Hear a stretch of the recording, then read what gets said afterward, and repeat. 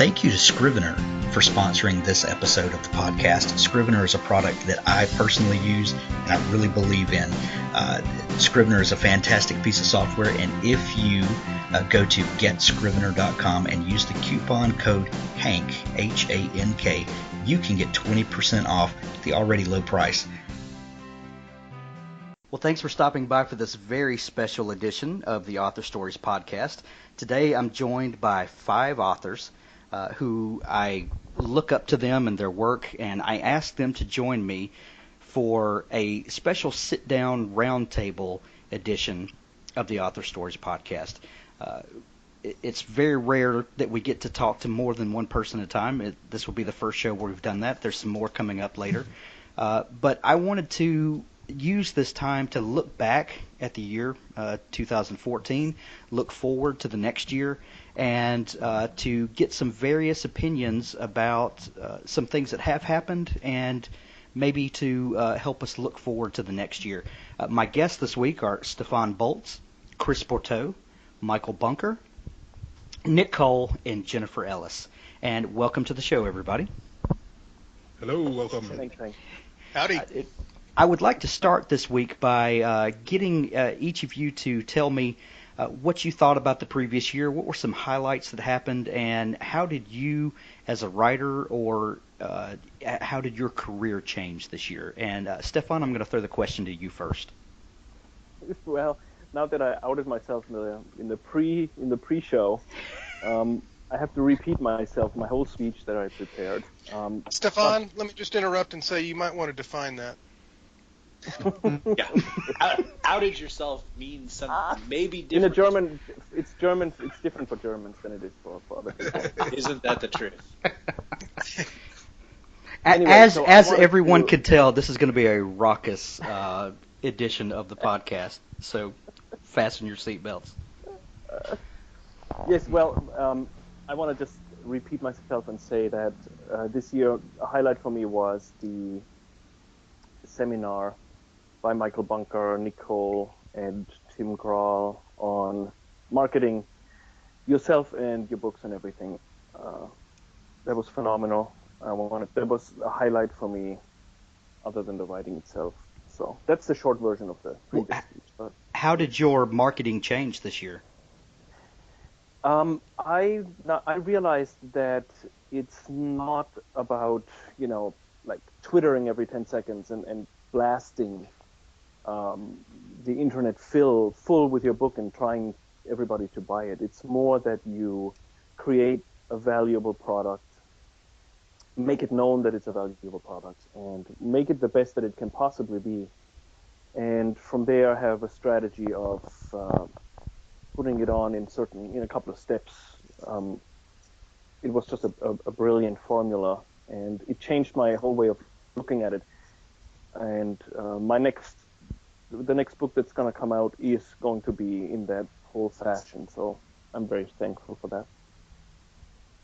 Nice. All right, who's next? Pounce. I'm going to say that, it was a really good year for me in a lot of respects, because just the same thing with Stefan is that I actually needed to go through a transformation in my marketing aspect. I started out as an indie writer, and I had some success, and then trade publication, the HarperCollins came looking, and so in the kind of year and a half interim that I had with HarperCollins, I kind of just surrendered my whole marketing profile and platform to them. And what I came to the conclusion of at the end of that whole thing is that it's neat to get a trade deal, and you really think, oh, I'm special, and like, not like in an arrogant way, but you think like, oh, I've made it to that next level. Now they're going to take care of all this stuff. But what you don't realize is that they take 28 for each house, and that's just a number of you, and they do the bare amount of minimum to get you up and ready. I mean, really the bare amount of the minimum. And then they throw all of you against the cultural zeitgeist wall and hope that one of you sticks and is the next, what they're really hoping is that one of you is the next J.K. Rowling or Twilight or whatever. And they don't actually do a lot of things that try to maybe ensure that success. They're more interested in shotgunning that. And so I was kind of a shotgun with a couple of my novels that they put out there, and the results were disappointing to say the least. And so this year, as I kind of began to look at what people were doing right, people like Michael Bunker, I began to realize I needed to take more charge of how I was approaching getting my writing out there. And then there were some personal revelations for myself where I just kind of realized my job is not to be a big marketeer. Just as Stefan said, my job is actually to do my first job, as all of ours is to be a writer. And then, yeah, you can do all this other stuff like tweeting and blasting and shouting and blah, blah, blah. But if that's actually getting in the way of you writing a book, then it's not good for you. You should have a platform, but you shouldn't be lost 4 hours a day trying to get the perfect picture up on your website. Right. That's, Yeah. And Tim Grahl actually mentioned that in the Tales from Pennsylvania launch party yesterday. Someone asked him about Twitter, and he said Twitter was a complete waste of time. Yeah, I think it's dead. I think so, too. I think so, too. They'll be glad to know. Somewhere Twitter's like, oh. We just announced it. We just announced it to the world. Well, here's how you know that Twitter's dead is nothing meaningful is being said anymore. And we all have tons of Twitter friends who are writers. And I can tell you, if I just, backed out of this conversation on my gold-plated, diamond-encrusted iPhone that all trade publication writers get, and I looked at my Twitter feed, which is, better than everybody else's Twitter feed.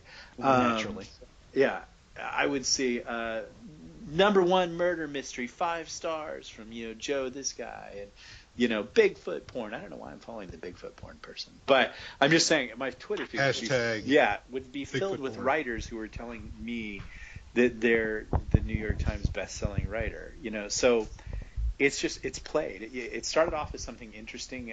I would, again, I'm going to pounce, I'm going to take over, but I'm going to say this.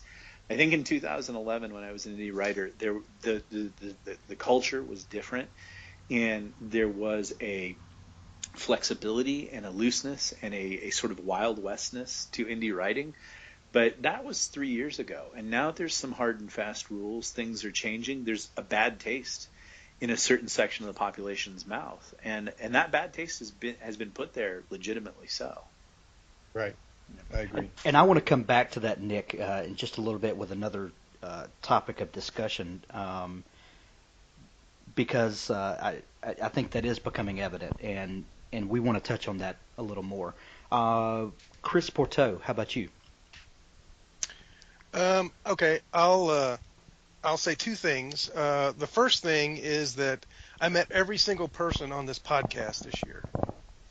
And I think that's indicative of one of the major positives that I experienced, which is the only person on this podcast I knew in passing before this year was Nick. And that was trading a couple of emails and doing a couple of reviews on Old Man of the Wasteland and the other books. But through his Facebook... Yeah, of course. Nick wrote it. I mean, come on, seriously. And I expect a $10 check in the mail, Nick. Anyway, it'll bounce. It'll be there. It'll bounce. So I'm kind of a good person to ask this question of, because I published SBI Shadows Burned in September 2013, so almost just a little over a year ago, and I did everything that Michael says not to do. I did. I published one book. I tried to push and make it the next big thing, like I was ever going to do that. I begged every friend and family member I had to read it and review it. That mostly didn't happen. And I sat in obscurity until about May or June, when I actually met Michael through Nick's Facebook page. We both commented on something he said, and I was like, this guy's a Texan. He has my sense of humor. What the hell? So I reached out to him, got to know Michael, and he handed me the Synchronic anthology. I arc read that and participated in that first launch party, and met Jennifer there, and it was just a wonderful experience of finding a community of writers that help each other out. The other day, Stefan posted a picture, and I said, I can use that picture to write a story. I have already a story in my head. I just need to write it down. And I said, can I borrow that? Can I have that picture for a cover? And he said, here you go, and here's the high-res version too. And that's just an example of the kind of camaraderie I've come to experience in the last year, from total isolated obscurity, doing everything wrong, to finding a community that I really value being a part of. Well, that was the first thing. Yeah, go ahead. Go ahead. No. Okay. Well, let me just real quick. The second thing is then taking the marketing model that Nick and Michael a little bit have talked about, and quality. And I think Michael's explanation, and I'll let him make it in detail, but the way I read it is, it's in the editing, it's in the writing, it's in the illustrations, it's in the cover. Everything counts. You can't just throw crap onto a Kindle up on Amazon, sell it for 99 cents or worse, $0, because then nobody will value it because they got it for free, and expect to get any traction that way. And so what Nick, I think, was describing earlier, this transition from, we've got some independent writers out there that are putting out some decent stuff, and this is a new thing, that's great. Let's read those books. Now there's so many people doing that. Now the people that really want to make a difference have to differentiate what they're doing and how they're doing it. And that, I think, is the model that Michael's talking about. And so interesting, the two things. I want Go to ahead. jump in real quick because Chris Sure. is saying something that I think is, this is literally, in my own life, I think Dennis Miller has this saying. He says, when he does his radio show, he says, I'm endeavoring to get it wrong charmingly. And that was really the summation of my acting career. I wasn't like, I had a little bit of training and I was a wacky, funny guy and stuff like that. But, there are levels of training as an actor that you can go through that can take you can do some great scenes, and stuff like that. And they're serious actors. But I just didn't have that money. I didn't have that time. I'd come out of the Army. I started late in the game, things like that. And so my whole approach to acting was endeavoring to get it wrong charmingly, meaning hoping that someone would see me as a diamond in the rough. Now, I landed some Shakespeare in the Park, and I got a pizza commercial in Arizona. And I did a lot of background on West Wing. That's not really an acting career. It's not a very good acting career. When I came to independent writing, I didn't want to do it that way. I wanted to do exactly what Chris is saying, and that's what I did in 2011. You have to take this so heart attack serious with the editing and the production value. You can't leave anything to chance, and right. Because you turn off one person, you've turned off 5 people, and that used to be great when you were standing on a car lot, or you were trying to sell ice cream. Because there was no such thing as social media, but we all know, and there are daily stories, and there was that whole chick who just melted down 2 months ago or whatever it was about. There are people laying in wait on social media to troll your book like no tomorrow, and that, I know there's a system probably to get rid of those reviews, but boy, there are these trolls. They can get a whole team of people ripping your thing that you just spent a year to put out there to shreds, and literally burning down your investment. Back to you, Chris. So back to you, Jet. So just to summarize, and that's why we should kill them all. A death call. Start with the lawyers. Back to you, Hank. Then it got weird. All right. So just to summarize, the two things that really changed for me in the last year were meeting this community of selfless, for the most part. There are bad apples in every cart, but Michael, selfless, helping yes. people. You're on the call, Michael. There are no bad apples in the. No, I'm kidding. Meeting the community and then realizing what the new marketing model to be successful as an independent author is. So those are the two things. And Nick, just really quickly, I want to say one of the lessons you taught me, which was your book may be literary fiction, but you're never going to sell it as literary fiction. I passed along to Jennifer about a week ago. Yeah. That's just one example of I get some wisdom from Nick and I pass it along to Jennifer, and that's how this community works, and it's just wonderful.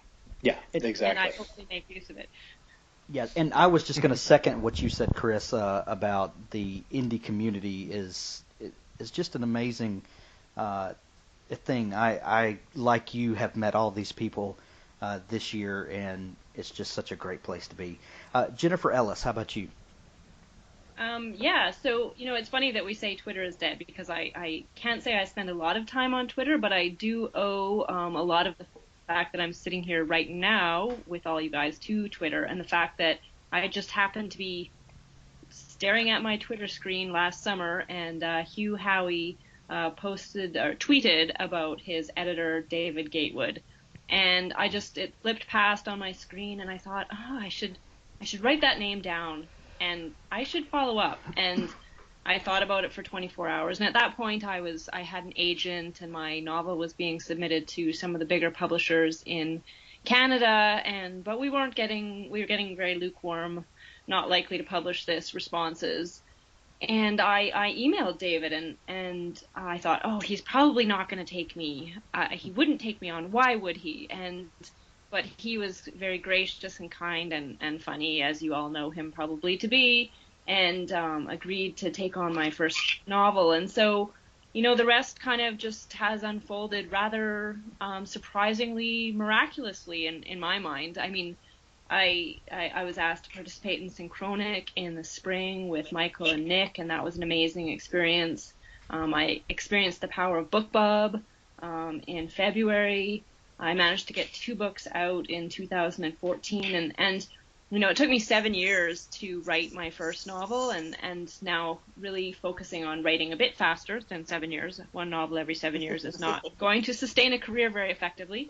Maybe up here in Canada, where we live in igloos and our costs are low, but it's like the pond floor of novel writing. Yeah. Once every 7 years.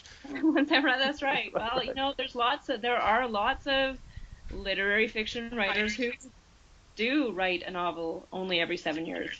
But again, I would just go into that, like, that's one of the things that we all want success and all that kind of stuff, but it's not always the best thing for you, because there are just a lot of people that did well, got something great, cruised on that, ran around, like I go to San Diego Comic-Con and you'll see writers who are cruising on one novel, and mm-hmm.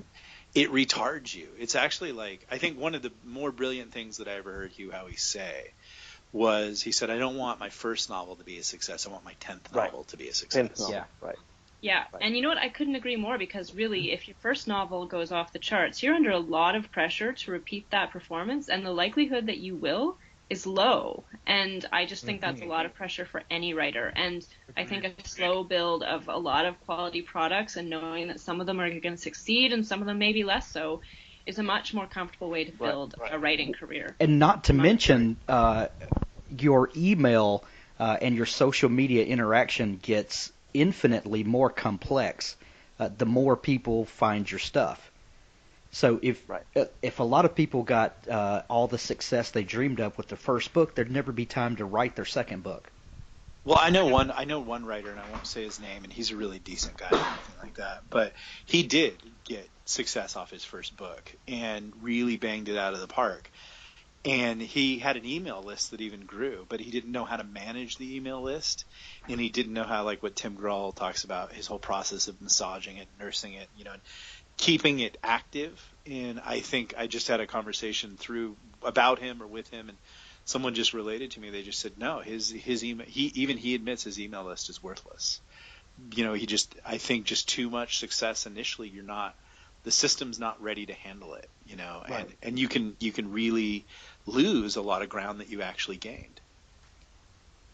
And I think too, especially up here in Canada, I have a lot of traditionally published friends, and the model of kind of outreach is much different, right? They do a lot of book tours still. They travel around for several months after their book comes out, and they're speaking in front of small groups generally, right? You don't have the same kind of outreach, and I'm not sure how effective that is, as opposed to nurturing along an email list in which you can talk to a lot of people at the same time routinely while staying at home and writing your next novel, and not having to whip those sled dogs. Yeah, they're really tough sometimes.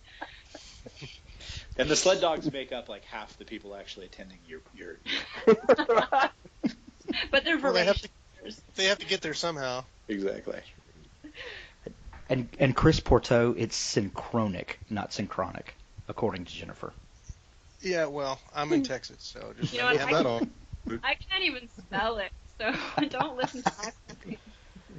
It's actually synchronic. Yeah. Synchronic. Yeah. Well, the sad thing actually in drug culture, it's, like out here in California, which is, everybody's loaded, it would be synchronic.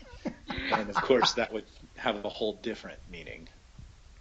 Oh, thank you for bringing the show to the gutter, Nick Cole. Hey, if nothing else. Well, if the gutter won't come to the show, Hank, really. Well, Come on. that's why we invited Nick. Jennifer, do you have anything else?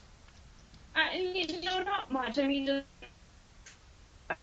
did Tales from Pennsylvania with Michael, Nick, and Chris this time, and I think too, just patience and not doing all the wrong things, but knowing that you have to do all the wrong things at least once to know for yourself that they are the wrong things. And I try to always chart what I've done wrong and what I've done right on my blog, and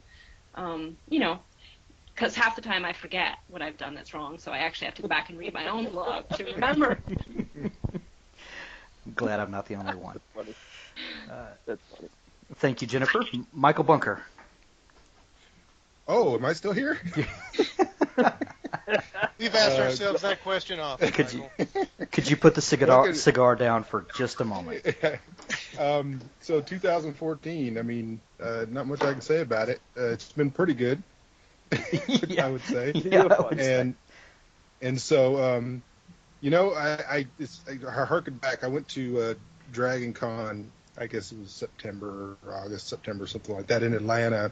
And I ended up sitting on a panel with all of, Jonathan Mayberry and Jim Butcher and a bunch of other, actual real writers. And, the first question got asked, and they went down the whole list, and I was at the very end of the line. And then after I'd heard all of these brilliant answers, they asked me to answer, and I had the whole "what am I doing here" thing going. So I kind of still feel that way even after 2014. I've kind of experienced a lot of success this year that was unexpected, and tried to learn a lot, and a lot of it has to do with the other nonfiction reality of my life, which is living in a off-grid plane community where you are really kind of forced to live with people and listen to them and learn and to adapt. And so like prison. Yeah, exactly, like prison. 2013 to me was like very I was kind of thrust into this world that was very, very strange to me, and I met a lot of people, and I wrote some okay books, and then a lot of the things that I was writing in 2013 actually started coming out in 2014, and I think I've kind of illustrated or gone through a lot of the that those things found success. But I basically turned around in the middle of this year, and there was this thing, and something you can't expect, and you can't really plan for. But I had found some of that success, and so what I've tried to do this whole year is to not only lay out what I think has changed in the market that helped some of my writings find an audience, and to also point out how a lot of things that people were really counting on or people were saying or pushing were not accurate or weren't right. And so in a lot of ways I've tried to be a conduit.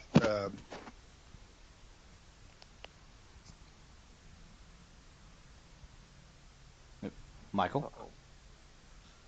Uh-oh. He went off grid now. off grid. So the conduit closed. I think I totally know what Michael is saying there, and that it's just been crazy to watch him sort of do what he's doing and talk about the con experience and things like that. I mean, all those things are great, and I do take issue when he says real writers, and I know he says that tongue in cheek, but I always just want to go back and touch base on that and say, no, I think real writers are anybody who is bold enough to write something down on paper and then take the steps that we've all taken to put it out there, you're a real writer. And I get when I had success with Old Man in the Wasteland, I got a lot of people coming up to me and saying, "How do I become like you?" And I just said, don't say become like a real writer. You're a real writer now. You're really writing. Take it heart attack serious from moment one.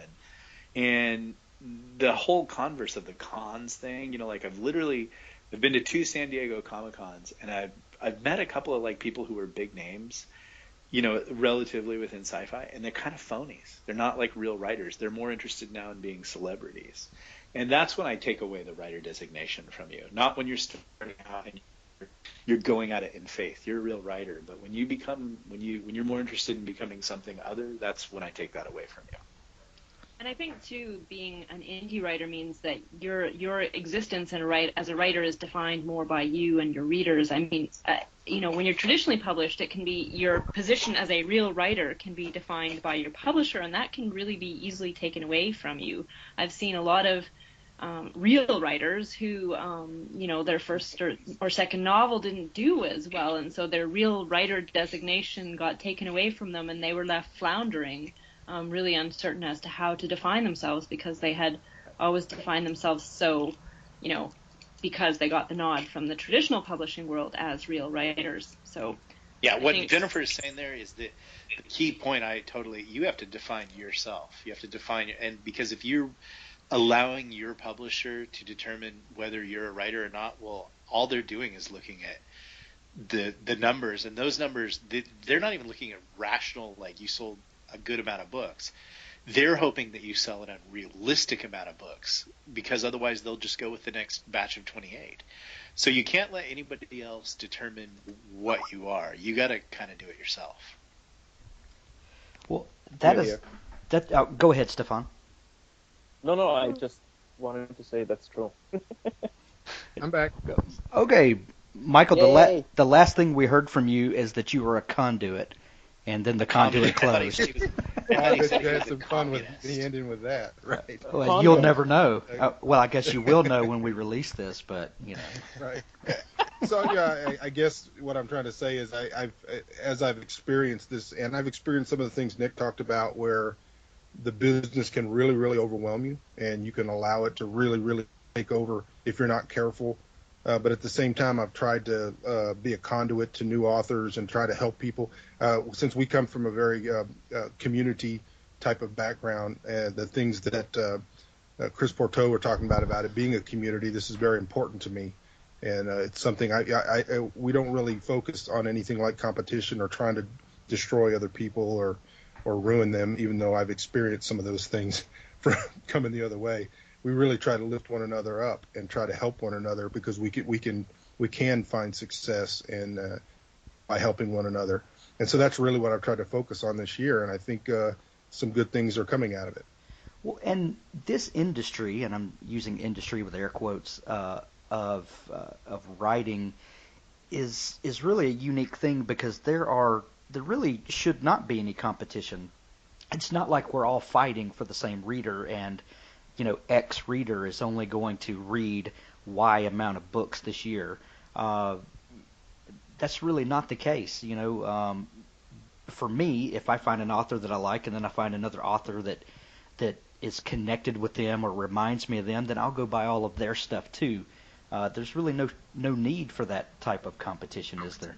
Well, it's not a zero-sum game, and you're exactly right. We're competing against people not reading at all, and trying to increase the pie of the people that are reading is really the answer. However, unhappily, like most forms of art and communication, there are political ideologies involved, and sometimes those things become really paramount to people.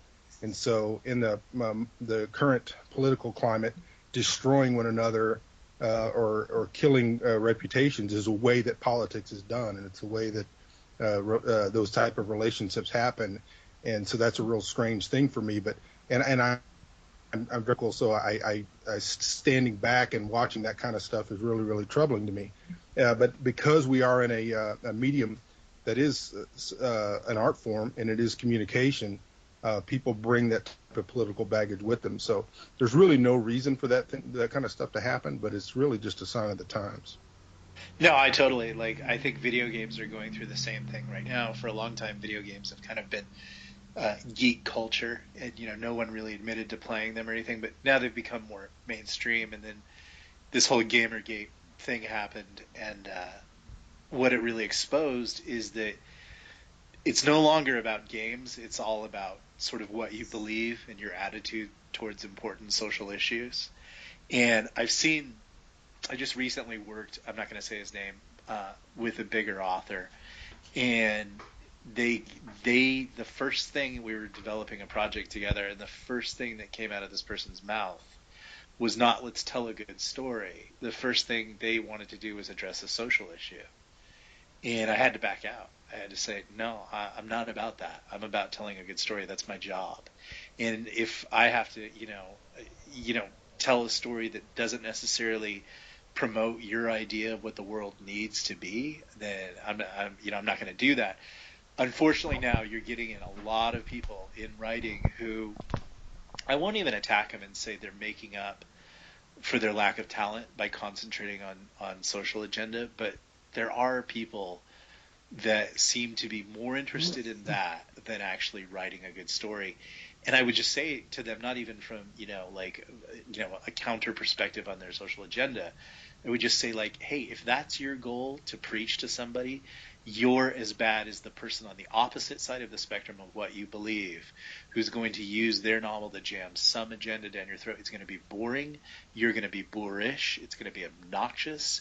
Just tell a good story. That's it. And that should be the commonality that we all have. Now, having said what Michael's saying about, political agendas and blah, blah, blah, I think all of us have been close, or at least, up there on the bestseller charts. I did really well with one of my books. And yeah, when you're up there in the rankings, when you're number one on a list, you start looking at the people below you and you get competitive. But you don't, if you're a decent, normal human being, you don't do anything crappy. But yeah, you get people who that of. Because of competitivism, they'll write crappy reviews. And you're like, are you kidding? But they do. Yeah. And I think too, because as writers, we're all very sensitive souls, and we all have deep-seated insecurities about the quality of our own writing, or maybe we don't. Maybe some of us don't at all. Maybe that's just me. It's a Canadian what do you thing, mean really. by that? Really? There's no clear scale for saying, hey, my writing is an A+ or an A, because everybody has different tastes in terms of what they're looking for in writing, right? So we all have some level of, okay, is my writing good enough at some point? And I think that can lead to envy too, right? If you see another writer doing absolutely amazingly, and you think, well, I'm actually better. And it is a culture where envy, and you really do have to try and keep that under control and say, look, obviously whatever this person is writing is appealing to a variety of people for a variety of reasons, and that doesn't mean that your writing is any less good. It just means that for whatever reason that person is writing something that's appealing at that point in time. I totally agree, and again, I'm going to jump in and dominate. Sorry, Michael, you were slow, so I apologize. But I'm going to say, there is 10 milliseconds. There was 10 there is millisecond some crappy stuff that's written, and it's popular, and people make fun of it and put memes up on it, but it sells like wildfire. But it's crap, and that's. Yeah, everybody, I think we all have a good, mean level of writing, and I've read everybody here, and they're excellent. But yeah, then there are things that are phenomenal successes, and you're like, are you kidding? This is horrible. So that's the other side of the equation. That's sometimes hard to balance. That's how Nick takes shots at me, just like that. Little passive-aggressive shots. That's kind of what I'm talking about. Well, we have a joke at my house, my oldest son and I, if we see any level of affection whatsoever, whether it be a handshake or anything deeper than that, the joke is still a better love story than Twilight. I was dancing around that, but yeah, there's I literally know people who like Twilight, and they'll tell you, yeah, I know it's horribly written, but this chick can retire on it, so be it. Fine, she managed to pull the hat trick. But there is a lot of really top shelf stuff that's crammed down your throat by the publishers, and when you hit the trade publication side, and you realize that there's actually all these games that they play with shelving and stuff like that that's designed to get people to buy things, and it's horribly written. That is irksome, but you have to back off of that, and it's something I take away from my time as a swimmer. My job is just to swim my lane. That's it. Just to swim as the best that I can. If you want to get into that whole attacking each other stuff, you can be just like all the old grand dames of science, of fiction, like the guy who wrote Owen Meany. You can hate Tom Wolfe and stuff like that, but that's a waste of your time. Just do your best. It really is. Yeah, and I want to say that it's like some of the relationships here, and a lot of us here. I met Stefan actually. He sent me an art copy of Three Feathers, and my daughter just absolutely flipped out over it. I mean, it was like the greatest thing that had ever been. And I used to teach. She doesn't like my stuff that good, but you develop relationships, and to me, coming from the culture that I come from, these relationships are really kind of almost inviolate. That where you have respect for what someone does, and you want to see them succeed. And this is really what we hope to engender in the next generation, and those people that are coming up that are beginning their writing career. And so one of the things I've tried to do is try to help and try to be there for people, to mentor as much as possible, and to the things that I have a really, really love-hate relationship with Nick, because I love it's love, hate, really. I hate that he interrupts me, his writing, first of all. I say this, and people think I'm kissing his ass, but I can't see what I could possibly do kissing Nick's ass, but unless there's something I don't know. No, but your voice keeps breaking up, and what keeps coming out is kissing Nick's ass. Yes. And it's weird too that Stefan sent you that for an art, because Stefan just sent me 3 actual feathers and a copy of Teen Wolf 2. That was awful. Yeah.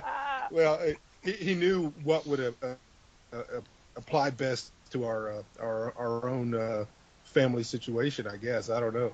Well, I'm a big Justin Bateman fan. Yeah.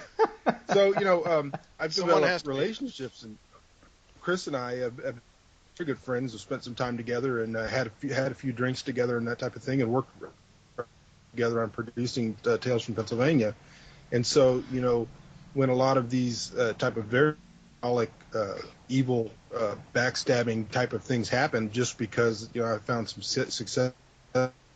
14, it was interesting to me to see how people reacted to that, and to watch how they reacted. I'm glad to see the group that we have here. These are people that I very respect and worked with, and I think they know me. And so we've had a lot of fun. 2014 has an interesting year for me, in answer to your quote. 30 minutes ago. I got through it. Well, I think this. Michael, drop out the adjectives, and we'll probably be able to understand you a little better, just because you keep cutting in and out.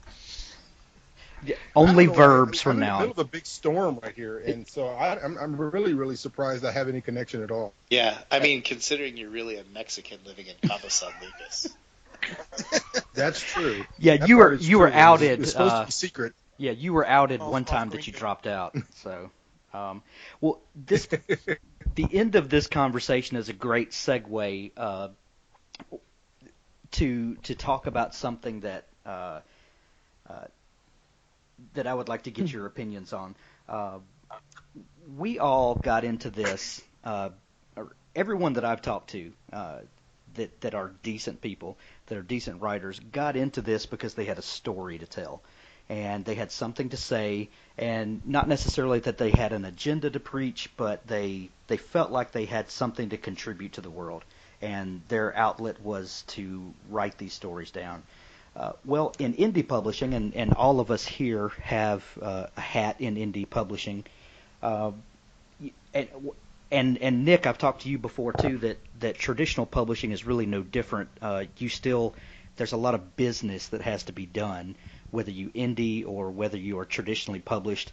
And how do you balance your art your need to tell stories with being the savvy business person.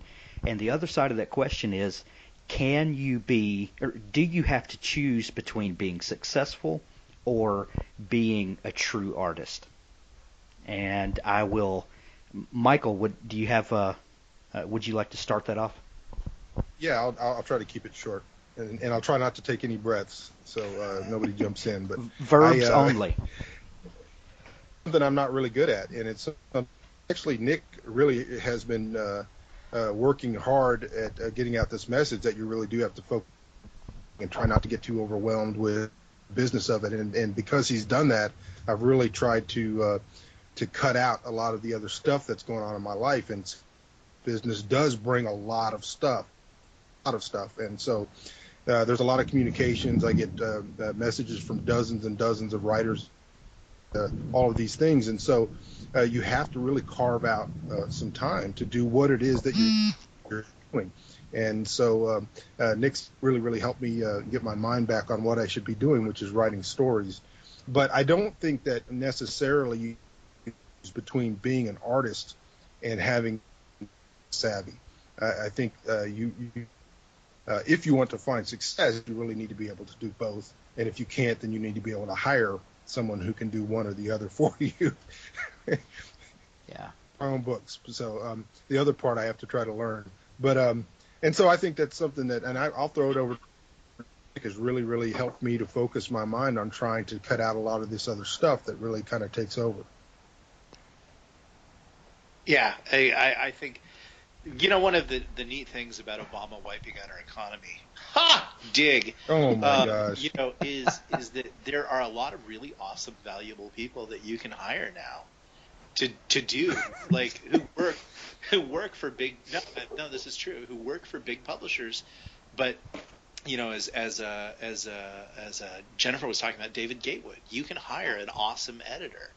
When I was doing this on my own in 2011, I didn't know that, and so I was responsible for editing, and I performed my book 30 times through out loud in my garden, and I missed the word decision all 30 times. And like literally I would get feedback from people, you spelled decision wrong. So the really cool thing about the Times now is that you can hire people who are like Tim Grahl, who are social media marketing, they have it down. You can hire great editors. You can hire Mike Corley to make an awesome cover. You can get really great stuff. And if you're willing to pay a little bit of money and surrender that stuff, now you can do what you can do what they can't do, which is you can write a great book. And it's not that hard to write a great book. It really is not. But I think where you really write a great book is in the rewriting. And if I would say one thing to everybody that I see, that's probably everybody's weakest point. How much are you rewriting as opposed to writing? And that's your job. The cover artist can't do that. David Gatewood can't do that. That's your job. And if you do that well, all these other people can do the things that you need to have success. Jennifer? It's funny because I was thinking about whether going it on your own, right? As an indie writer, it means you have to be more business oriented than art oriented. But I actually would argue that my novels are more artistic than they might have been if I was in the traditional publishing sphere, because when I initially started going down that path, I got a lot of feedback from agent, from potential publishers who wanted to influence really largely how the book was written, right? And one of the main messages was often more sex. And so, but that wasn't really what I wanted to be writing about. And so I actually think it matches more my artistic vision of where I wanted to take my original novel as a result of me doing it on my own. But it is a tough thing, right? Because we do all have to make a decision about what we think might sell. And you do have to be aware of what is selling. I mean, I don't know if I would just go into it and write whatever I wanted without kind of thinking, okay, what are people buying, right? And But you don't have to take that to the extreme either, right? I mean, if I really wanted to take that to the extreme, I'd write something about an alpha billionaire seal, right? And although why we jumped the wagon right to go to billionaires and we didn't write about multimillionaires for a few years, I'm not sure. Inflation. But, that would be, a choice that I would make. And who knows, maybe I will make it. I won't necessarily put it out under my current name, my actual name. Just because I think that would be confusing to readers, because that's not what I've written in the past. And, just to echo Nick, like, there are amazing people out there that you can work with, and they're super fun to work with. They're super professional. They do an amazing job. And, I was talking to a traditionally published friend who's had a fair bit of success, and she said, like, how's it going? Like, how can you possibly like doing that stuff, like your cover design and your interior design? And I'm like, I love that kind of stuff. Those are the kind of business decisions that I love being able to make myself. And I'm so glad that I don't have to have somebody else telling me how it's going to go. Maybe that's just, I'm a control freak. I don't know. But being able to do that, I think is a really powerful part of doing this on your own, is that you are ultimately your own business manager, and you don't have to compromise your own values in any way to make it. I mean, maybe you do, but I haven't crossed that bridge yet. I've had to sleep with myself to get what I want. It's weird because, like, they, in traditional publishing, they come off like they know everything. Like, literally, I hope my editors don't listen to this, but like some of them are really young kids. Like, they're like literally young girls, like just out of some big school, and they're telling, and you're like, where did you, like, why do you think more sex sells, or why do you think this thing sells, or why do you think this cover sells? And 9 times out of 10, it's because they were taught some formula in some seminar, and like, yeah, but the formula is based on what works. But I think with we as writers, what we're trying to do is innovate and do the next thing. And you are your own compass. That is your work. You have to take some responsibility for it. I think a lot of writers would choose different covers than what trade publishers put on there. And I would say we've all read books that you get a cover and it has nothing to do with what's actually inside the book or a book description. And you kind of feel like you don't like necessarily go and burn down HarperCollins in New York, but you're like, you kind of weren't true to me. That book really wasn't about that. Totally. And, I echo what you say about the people in the publishing world often being very young. I was at a conference at one point in time, and I believe that the woman was 21. I'm fairly certain of it. Yeah. And she said, we have decided that the vampires, sci-fi, Hunger Games, we're focusing on contemporary romance. And she said, that's what we've decided the trend is going to be. And I'm like, how do you know what the trend is going to be? And I found that very interesting. And I realized, and I actually sat down with this woman and I realized I have nothing. And maybe I shouldn't be writing for YA audience, obviously, because clearly I have nothing in common with them. But I realized that she and I were from completely different worlds. And, it was interesting. No, they all come from like a really super specific mindset, and I've literally been told 2 things in the past 2 years. The German market is nothing to be concerned about, and post-apocalyptic and zombies are dead. Right. And I was Both of those things are wrong. Yeah. And that was from that was from people inside the industry. I was like, oh, okay, all right, I'm gonna just go and do something without you. So. Right. Right. Jeez. Now, Chris, your novel Shadows Burned In has a very literary sensibility about it. Do you want to weigh in on this discussion? It's basically what Nick and Jennifer both said, and Michael too. You have to write what you want to write. Writing is like any other small business. You go into business for yourself. You take the good and the bad that comes with it, but you get to do your own thing. You get to be your own boss. And if you provide a quality product and you follow through with the customers or the readers, if you build those relationships, you almost have to work at not being successful over time. It's not going to happen overnight. Or you can go work for some big bank or something, or some big corporate conglomerate, and I don't want to use the term sell out, but but give over your time and your schedule and your preferences and your way of doing things to the way they want to do it. In this case, traditional publishing, the big publishing houses. And you might see some success, you might pay the mortgage, but you probably won't be very happy at it. And so it's like any other small business that you go into. You do your own thing, you get some self-satisfaction out of that. And over time, if you're good at it and you care for your customers or your readers, then you're probably going to have some modicum of success at it. Stefan, no one wants to read a fable. I'm sure that if you asked someone, I'm sure if you asked someone in the know, they would tell you something like that. But the Three Feathers, I'll echo what Michael said. My 10-year-old read it, and we had a conversation a couple months ago, and you sent me a copy for him, and literally the child walked around the house with his nose in this book, and I could not pry him away from it. And he told me the other day when he finished it, he said, "I'm going to save this book and I'm going to give it to my kids when they are my age." And I don't know if you could get any better compliment for a book than that. But what would you say about balancing writing what you want to write with what is commercially acceptable?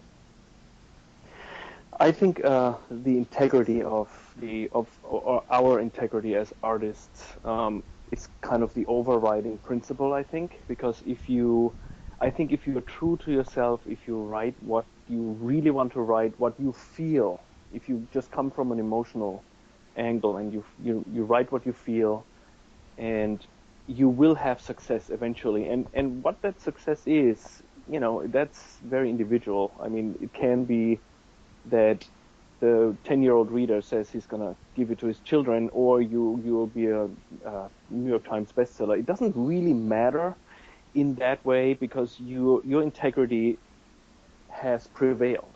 You write what you feel is your own soul that you put out, you bleed onto the paper. And I think anything else is not going to make you happy. You can be very successful and you can be empty inside and totally unhappy, and you can be moderately successful and very happy because you wrote what you thought you wanted to write. You put out the best product you can possibly do. You have a community of other people that are with you, and you build this community with your readers. That's it. I mean, everything else is gravy in my book. So I feel like the commercial aspect and the artistic aspect are joined under this umbrella of the integrity that you have and that you give through the stories to whoever wants to read it. So I don't think there's a distinction that much. If there is, I can't deal with it because I can't write what I don't want to write. If that's why I think we're so free as indie authors, truly independent. Because we don't have anybody that says, "Oh, this sells. I want you to write this." What if I don't have it in me? Then I'm screwed. Unfortunately, the world of independent publishing, though, it's exactly what Stefan says, in that it shows his integrity, and only a guy like him with that integrity could write his Three Feathers and now the Fourth Feathers. You have to have an intelligence and integrity to write beautiful stuff like that, to write meaningful stuff like that impacts a 10-year-old child to the point that they think so far out in the future they're going to give it to their kids. That's incredible. That's Obi-Wan Kenobi. But on the other side of the coin, you have to look at independent publishing as the force. And there definitely is a dark side. And, just to be hilariously funny, it's Bigfoot porn.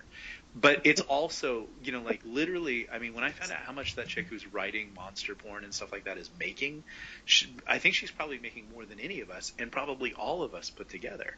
So there is this large section of the world that will buy. I think there's close to about 2 billion people who will buy digital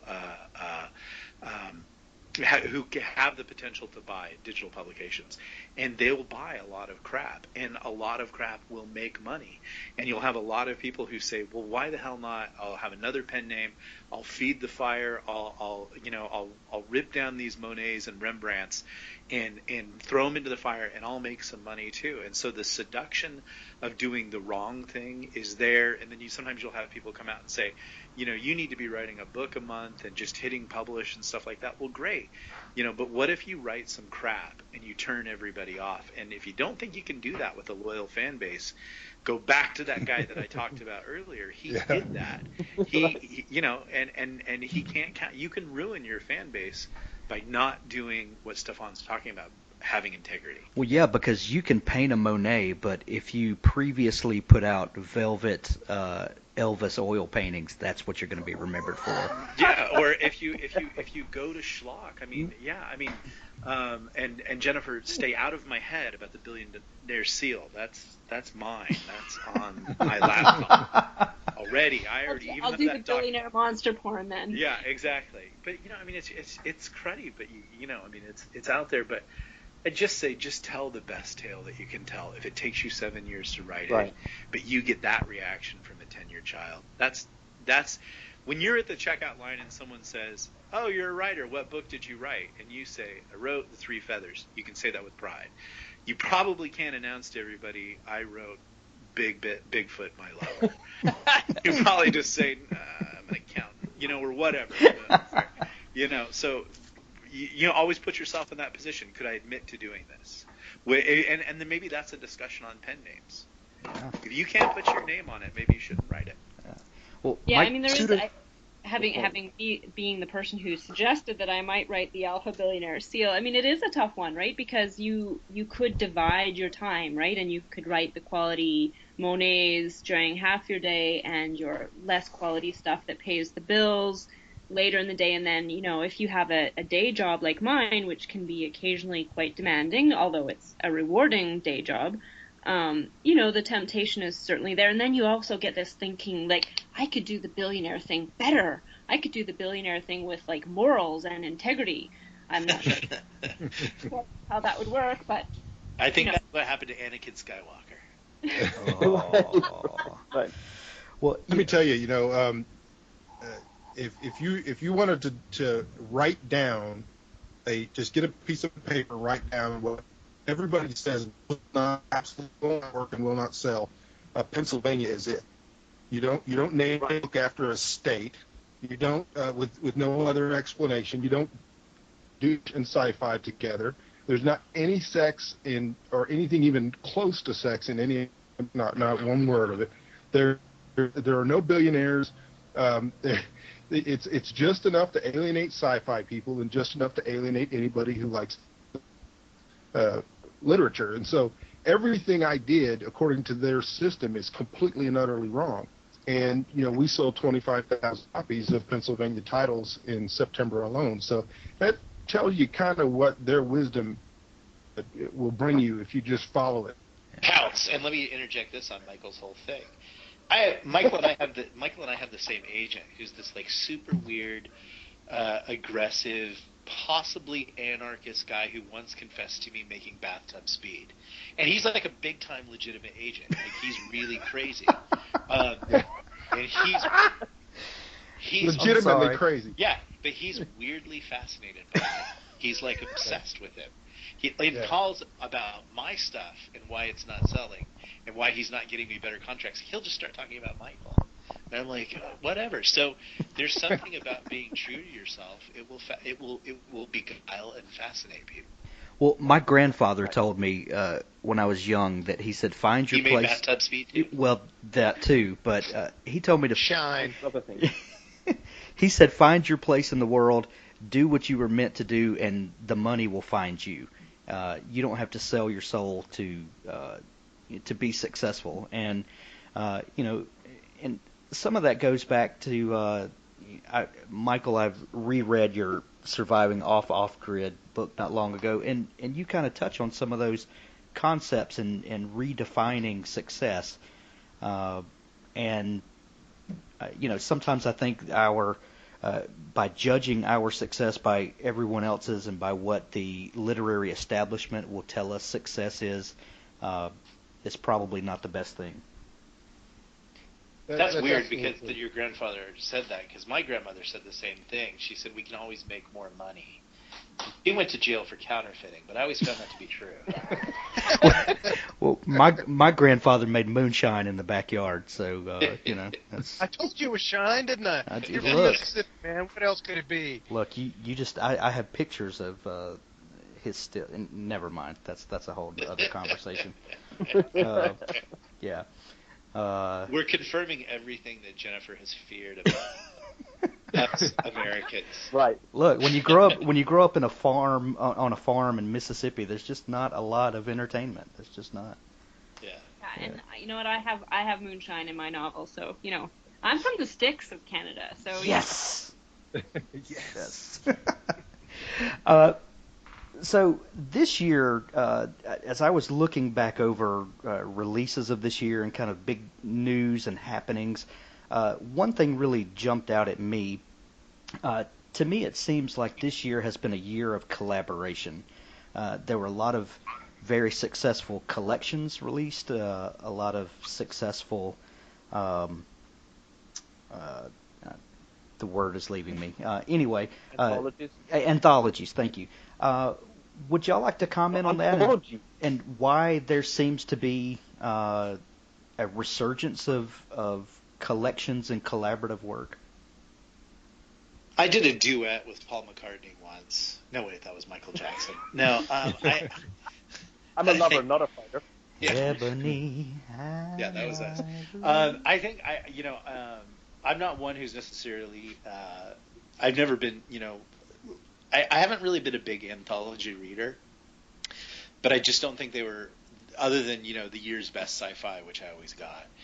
But I just think the really neat aspect about being a independent writer is that you can write and you can write as much as you want to write. In trade publication, you can only write one thing every year. That's it. Unless you're huge, and then you can write two things every year. But that's it. But the neat thing about being an independent writer is you can write as much as you want. So yes, we're all working on our big novel, and we're all working on our alpha billionaire SEAL team thing that no one knows about. And we've got a few other projects. And yeah, you can bang out a story here and there. And there's this rise of this new phenomena, the editor, becoming kind of a name, like David Gatewood, John Joseph Adams, a couple other people that escape my name right, but they're starting to rise into prominence of being just as notable as writers. And I think you're actually going to see them get pretty big. So that's just, I think collaborations are really neat, and a new project that Michael and I and a few other people in the conversation, and it really should be everybody in the conversation. Our next big project is a collaboration that no one can even that I'm not being P.T. Barnum here, but it's like nothing anyone's ever seen before. And that would be Apocalypse Weird. That would be Apocalypse Weird, yes.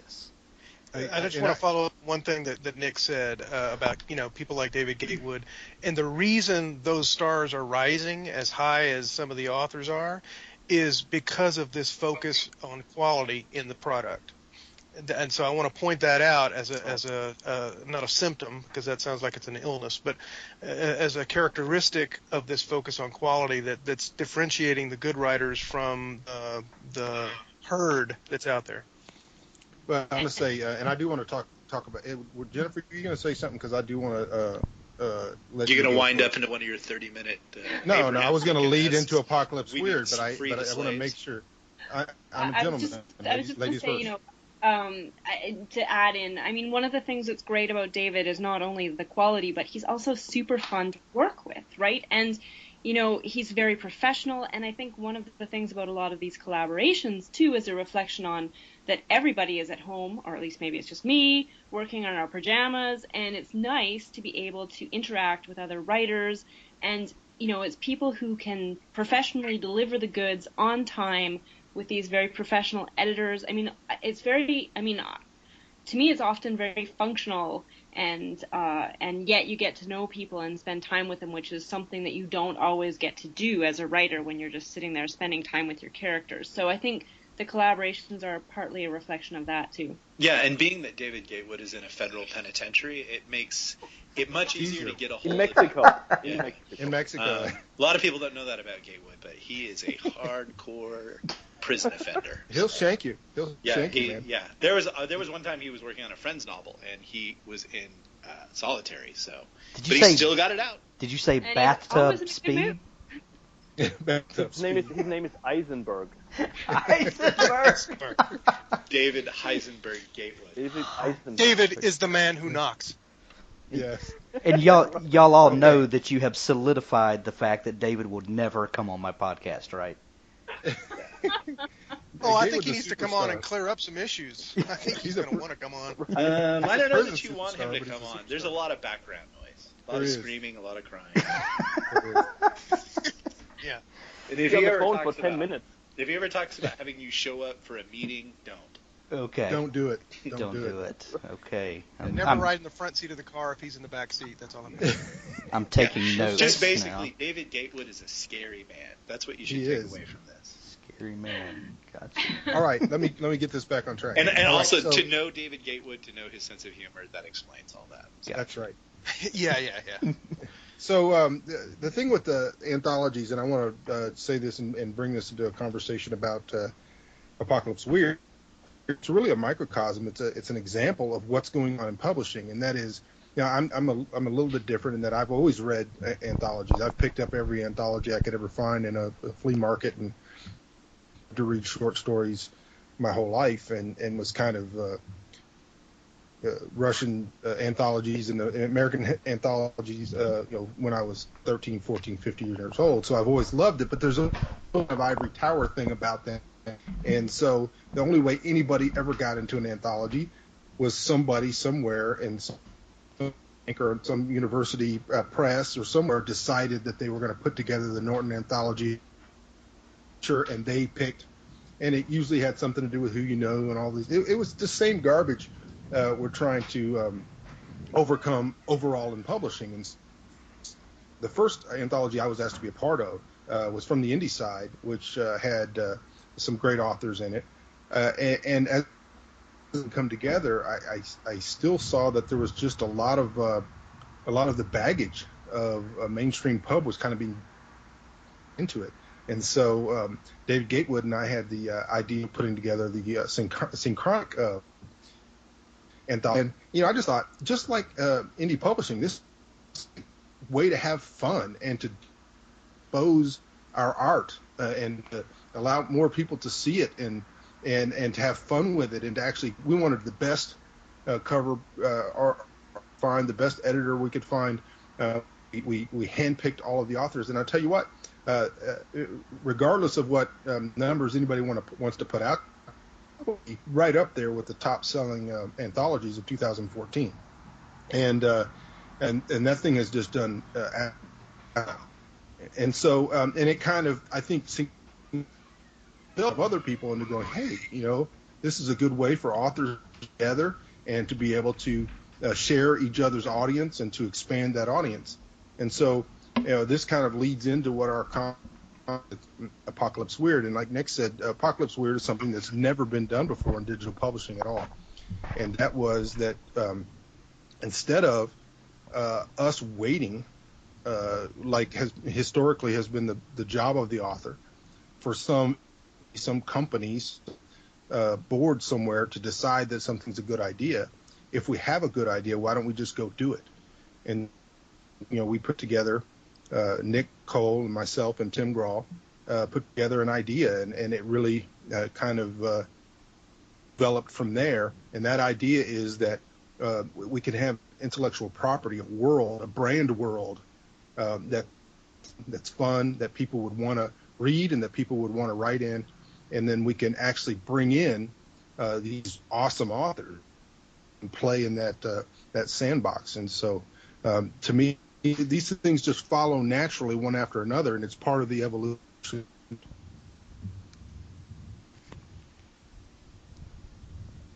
Michael? Yeah, I'm still here. You faded out there. Okay. You faded out at evolution. Well, it's just the evolution of the craft. Gotcha. part of the evolution of this business, and it's like the next step. It's the next, and it's going to be fantastic. Absolutely. Anybody else have anything to say about collaboration? I want to say thing for you. I'm saying, but not about it. Chris? Sound like we all like that.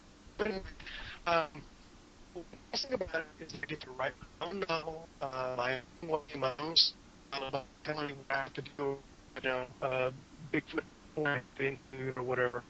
But at the same time, I get into a larger story that people love, Nick and Michael and Jennifer and Tom, that I admire can be a part of that same bigger story. And so it's just a neat way of being both community and doing my own thing at the same time. Gotcha. Stefan, you've been invited to participate in a new collaboration also, haven't you? I'm having a little trouble hearing you guys right now. Hello, Stefan? I'm here. Can you hear me? Yes, you're contributing to a new anthology also, aren't you? Yes. I'm doing a foreword for the Alien anthology that Samuel Peralta, who couldn't join us tonight, is putting together. And then I think I have a spot in the time travel anthology in March. I'm not 100% sure, but I'm finished the story, so I'm going to submit it and see what's happening. Excellent. All right, everybody. What about looking forward to 2015? I know that we've all mentioned upcoming projects and things like that, but what do you really see as far as the landscape changing and what's coming up for indie publishing? How do you see the industry progressing, and do you see any innovation coming up? I think, and this is Nick jumping in and pouncing, I think basically we're about to see a herd die off. I think we're coming into a culling phase. I think a lot of people are starting to get disheartened who put up their, cruddy novel. I mean, just they didn't do their best. And they maybe were downsized out of a job or something like that. And they didn't take it seriously, and they've occupied I think we're going to see a lot of those people fading out as hopefully the economy begins to improve. People are going to take jobs. So, I think we're going to see that happen. I think we're going to see a tightening. And I always think of the history of America as kind of an example of whatever happens in any industry. You can actually look at America in mainly the 1800s to see how things go. And especially being from California, you can look at the gold rush. And so I look at 2011 and independent publishing as the gold rush boom. Like everybody was all, there's gold in them Nar Hills. And, Conrath and Howie were telling us all to, go to New York and burn the publishers' houses down. And we don't need them and everything like that. Great. But now publishing is starting to realize they've got to take indie publishing seriously. They've got to deal with Amazon seriously. And so you're actually going to see a culling of the herd. A lot of the people who have just been occupying bench space, they're going to go. People are going to have to tighten up their A game to vie for shelf space, digital shelf space. Because the publishers, and I get to attend their meetings, they're starting to take what the independent authors do with social media and getting more product out there, and also hybrid contracts. I have a hybrid contract now. I'm allowed to do whatever I want. That's not really how traditional publishing used to be. They used to want to put the cap down on you. You were with them forever. No, they realize now if you're writing whatever, it serves their brand. So they're starting, I think big publishing is going to start doing what independent publishing did that was successful. They're going to start doing it. So they're going to actually compete with everybody, and that's going to make things better, but it's going to make things tough. So you talk about the culling of the herd. You're talking about some of these people that to throw up a 99-cent book and hope to make $400,000 in 30 days and Yeah, all the worst offenders. I mean, there used to even, I don't even know if it still goes on, there used to be people that used to just copy your novel and put their name on it and put it up. And there are a lot of people that they just believed the hype stories and they jumped in on it and they're hoping, like I talked about, that diamond in the rough. And you're going to need to really, you're going to need to attend these seminars that Tim and Michael are doing. You're going to need to hire editors like David Gatewood. You're going to need to be thinking like Jennifer's thinking of like, well, do I need to diversify here? Basically, as seriously as you take your own financial planning for your future or your job or raising your kids, that's how seriously you're going to need to take a writing career to compete, because there's not going to be a lot of lucky shots anymore. The gold rush is over, and now, if you understand the history of America, now the East Coast money movers are moving in, and they don't make wild money. They make 6 cents or a penny on everything, but they make it on such a large scale that it dwarfs the gold rush money. And if you look at every boom from the dot-com revolution to the gold rush to all these things, you always see that there's an initial flux of people coming in and making a bunch of money, and then they fade either through their own negligence or they get so wealthy and they just blow out on cocaine and Lamborghini a day habit. But now you're going to have the people who know how to manufacture money, which is the big publishers. They're going to come in and do what you did better. And so that's what it's actually probably going to be a very tough year for independent publishing. What say Sorry you, to Michael? rain on everybody's parade. But you have nothing to look forward to. See, Stefan understands. He's a nihilistic German. He knows what I'm talking about. Yeah, this is Nick's strategy for culling the herd of the people on the call. And listeners. Yeah, Merry Christmas. I don't just think quit. Just quit, all of you. Merry Christmas. I don't think so. This is what happens at the end of every gold. The people that made the money are now selling shovels, and a lot of them are down at the bottom of the hill saying there ain't any gold left, y'all. Go on. Right. Some things I see happening in 2015. First of all, I agree with Nick. I think, and I've said this, and we said this in some of our seminars, that mentality that you can put anything out there and it might make some money is just not. It's not going to work anymore. There after that, and the audience has spoken, the readers have spoken, and they're looking for quality, value, but they want.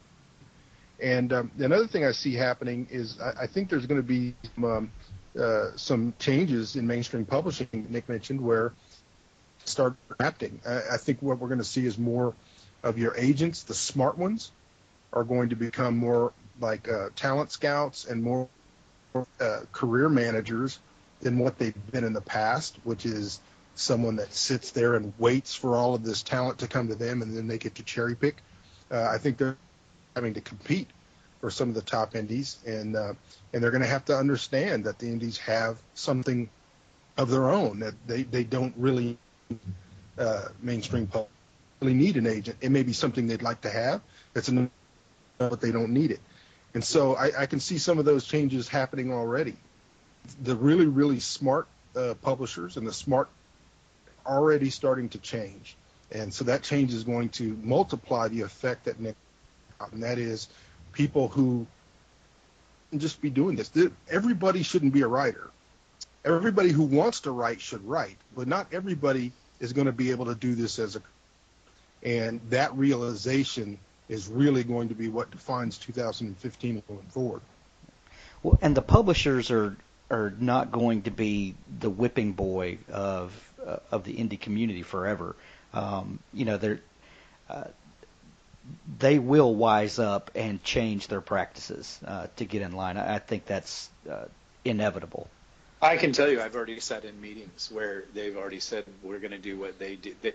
They realize that people like Michael Bunker and Hugh Howey did it right. Now they're going to do what they did, but they're going to do it with all their resources and teams of people. There will still be a sort of centipede effect, but if they do it even 50% as well as Michael Bunker did it, they're going to be a force. Oh yeah. What about you, Jennifer? What do you see coming for 2015? Yeah, so echoing a lot of what Nick and Michael said, I think you already see the mainstream publishers are dropping their ebook prices on some things. I've been surprised to see some of the recent prices. Some of them are still really high, but I think we're going to see more of that. I think we're going to see more of a flourishing of author services. I get emails every day by someone else who wants to sell my book, and some of those services are good, some of them are not good. I think we'll see. I don't think that's peaked yet. I think those will continue to increase, and then maybe eventually by the end of next year we'll start to see a dropping off of those as that herd gets culled as well, because some of them simply do not work. I think we're going to continue to see a trend of more acceptance of indie writers. I know there's been a sea change already, but I think we're going to continue to see that, and soon it will not be any difference at all. Indie published writers will not be treated any differently than traditionally published writers, I think, and maybe not in 2015, but it's coming. And I think, to reflect what Nick said about, bringing your A game, I really do hope that one of the main things that indie publishing allows all of us to do is that it becomes more of a merit-based game. It becomes more of a who's putting out good stuff consistently over a number of years, as opposed to who writes that one thing that the traditional publishing world decides they're going to promote that year and they make it big. I really hope that it does become a long game. It does become a merit-based long game where we can all just, continue to build our craft. And I think that'll be good for writers, really, that it's all about, consistently putting out good work. And, I compare it a little bit to my consulting career where, if you're a consultant, you can go about it in multiple ways. You can, bid on a lot of projects, or you can, consistently just do good quality work and wait for clients to come to you. And, sometimes that's seems like a bit of a crazy proposition, but I've been able to build a consulting career by doing that. So I'm hoping that I can build a writing career by doing that as well. Awesome. Stefan? I'm still here. What do you see for 2015? I'm glad that you're still here. Or is that a metaphysical statement? Listen, it's metaphysical. Everything is. No, but I don't know what I can just have in my own world. I think I just want to hold the course. I think there will be a lot of independent authors that are going to drift away, like Nick said. I'm in real estate in my quote-unquote real job, and in 2007 there was this boom of house prices, and all of a sudden everybody and their uncle became a real estate broker. And all of a sudden we had like 1,500 real estate brokers in our county. And then the wave was, everybody was riding the wave, and then it ebbed down, and then we're back to 600. So I think what's going to happen with indie authors is a lot of people will just fall away. And again, if we stay our course with the product we bring to the market, and just be a little bit better each time, we'll be heading in a great direction. I don't know if 2015, but I think maybe 16 and 17 it'll be great, I think, for us. Mm-hmm. Chris? Oh, sure. Ask me last. What they said. Chris is already drunk on margaritas. That's a fact. Yes, that's right. It is past 4:00. So if you live in Texas and you're not Amish, you're just a drunken yahoo. And you're lucky if you're the drunken kind. Exactly.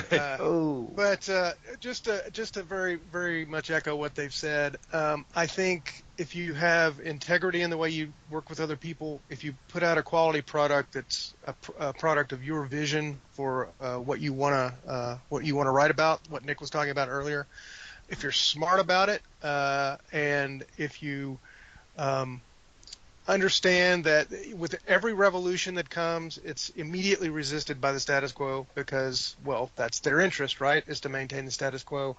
But I think with like the Hachette Amazon deal recently, you're seeing things, and the way Nick is describing the meetings of the publishers and how they're coming around to being a little bit friendlier to the independent publishing model. I think you just stay the course, as Stefan said, and do what you do it well, treat other people the way you'd like to be treated. And 5 or 10 years from now, when things are a little more stable, I think you'll probably still be standing with the best of them. I have one last thing. As I said here, I listened to all this. I did want to interject, and it's two things. And again, not being P.T. Barnum here, but by about 6 months into 2015, we will see people, other interests, doing what we're doing with Apocalypse Weird, meaning you'll see either bands of writers or even corporations trying the brand world model. And I think it's neat that it comes out of the independent movement. And I think I can think of at least 3 people I know I can name that I think will try to do it, what we're doing. So I think that will be a big development in 2015, especially if Apocalypse Weird launches well. The other thing that I would say is we all need to look at J.K. Rowling. That's a fact. She was phenomenally successful as a trade writer. And then I'm right now listening to her detective novel she wrote under pen names as a man. And it's absolutely engaging and brilliant and intoxicating. And she defied all the odds and went and just wrote something well, not using cafe that she'd already earned. So I don't know what that tells you other than you've got to do really well. And the better you do, the more it will inform everything that you do. And I just thought that was I'm really in the middle of this novel. I'm just stunned at how good it is. And I never even really read Harry Potter. I didn't. Wasn't my cup of tea. I just listened to that first audiobook in her detective series, and it was phenomenal. You're absolutely right. Yeah, and that's something that if they're going to learn from us and come and do what we're doing, we need to learn from them. And if you have a brand, you have to protect it. You have to be very careful with it. And if you're going to try something new, don't just try to make junk. Try to improve this. I think it's going to be a year that the junk washes out to sea. So don't be part of the junk. And that's a good thing. That's not something to be scared of. No, I love to pollute the ocean. It's actually a really good thing. And one right now that's going to and extend itself in 2015 is the globalization of indie publishing, and we're seeing that happening right now. Germany is where Article 11 2012, and so a lot of the more successful indie writers are having books translated into German or moving more products into that market. Amazon's just announced that they're going to be selling in Holland, and recently found out that Bug is going to be actually segmenting off England so that you can actually focus book marketing and dollars directly towards the UK. All of these are things that are going to really pick up steam. We're only seeing really a ripple globalization of indie publishing now. But the people that are on the forefront of this are really, really going to do well. And things that we've learned over the last 3 years in indie publishing in America are applicable now in these other markets. And I just sold foreign rights in Grenada, so that $50 is going to go a long way towards my credit card debt. Yeah. They're From not tonight. They're not still mad at us about the 80s? No, not at all. Okay, well, that's good. Well, gentlemen and Jennifer, this has been a wonderful experience. Thank you. We are well over an hour and a half now. But just edit Michael out. Then we'll be down to 30 minutes. Okay. Thank you all for coming on and doing this. And I say we revisit the end of next year and see if any of our predictions were true. Cheers. Sounds good. Yeah, all right. Sounds good. Great idea. And thank you all for being here. I appreciate it. Thank you. Thank you, Hank. Thanks so much. Thanks for having us.